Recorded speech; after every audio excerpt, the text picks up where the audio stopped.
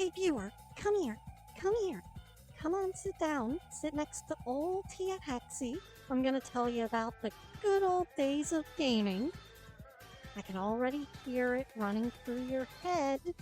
But Aunt Hexi, I already know about the console wars. We're not talking about that. We're not talking about the console wars. We're going back even further. That's right, we're talking about the days of old school PC gaming. So the reason I'm making this is because when I was making my list of all the games that I own, I kept coming across the same games over and over, and it became apparent that I've collected multiple copies of the same game. You're probably wondering, Hexi, how many copies of Mr. Heli do you need? You have 6! Well, back then, different computers had radically different hardware, and they weren't necessarily capable of running every video game.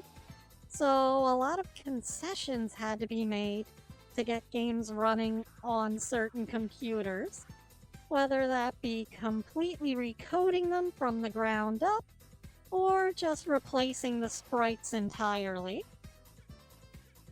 Let's take Mr. Heli for example. While the original was released in arcades, the ports for the Atari ST and the Amstrad CPC aren't too much of a far cry from the original. You can still recognize it. However, the ZX Spectrum version is barely distinguishable at all, due to how much the graphics are changed and how much slower the game runs because of the hardware. Turrican was originally developed for the Commodore 64. It also got a lot of these port jobs. It got quite the glow up on the Super Nintendo with more detailed sprites. However, the Genesis port added a whole new grappling hook mechanic, and that changed how you moved through the game entirely. But this isn't a console video, so let's check out the ZX Spectrum version.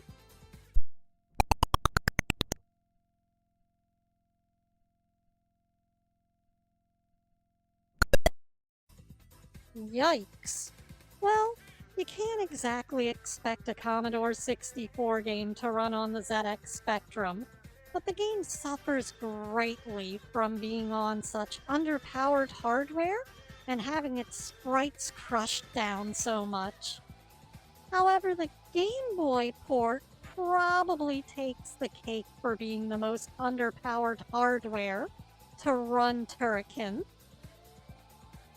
Now here's Monty on the Run.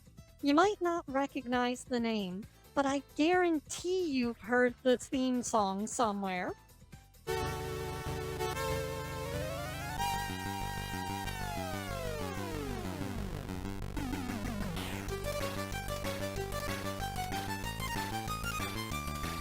The Commodore 64 theme is iconic. However, on the ZX Spectrum,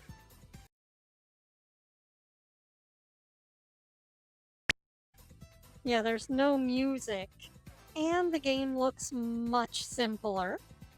Not even trying to bash the ZX Spectrum here, it's just not that strong of a computer, though I'm sure it was a godsend back then for the kids who had the ZX or nothing at all. Just to be fair though, here's a look at Blood Money. This game first came out on the Commodore Amiga, the Atari ST, and MS-DOS, and was later ported to the Commodore 64. So how do you think that port job went, guys? Well, quite frankly, it's still a serviceable game, but you can tell that a lot was stripped out in order to make it fit. While I don't want to talk about Atomic Robo Kid in too much depth, I feel like that could be its own video all by itself. Here is a look at some of the different versions of that game, running on different hardware.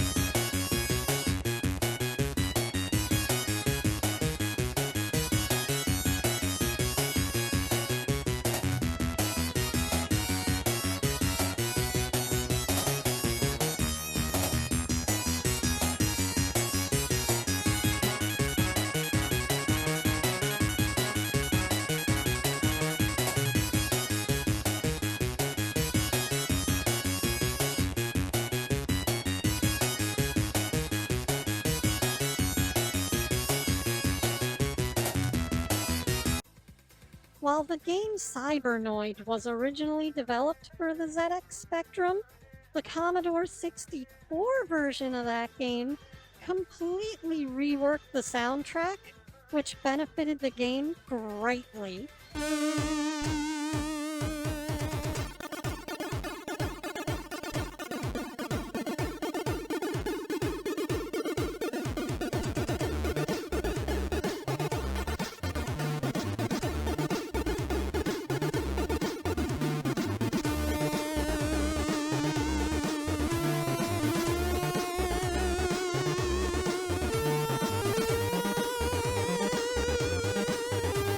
And with its enhanced graphics, it felt like a straight up improvement to the game.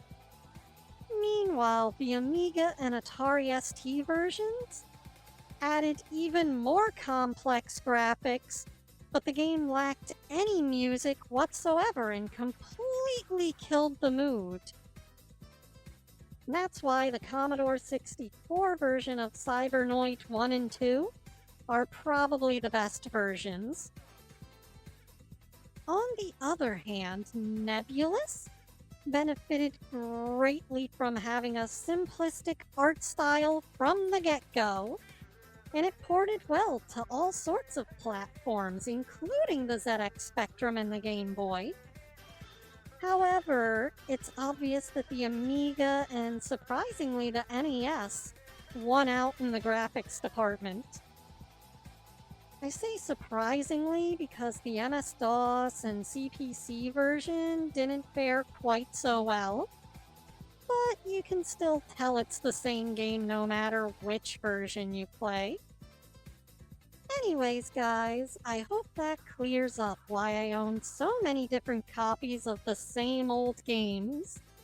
In making this video, I also realized that I was missing a few versions, so expect me to fix that in the future. And maybe someday I can even do a stream where I compare all the different versions of some of these games. At any rate, that's all I've got time for this week. Ciao for now, and Hexi out. Thanks go out to my Patreon supporters. Your donations mean the world to me, and I thank you for supporting my future endeavors.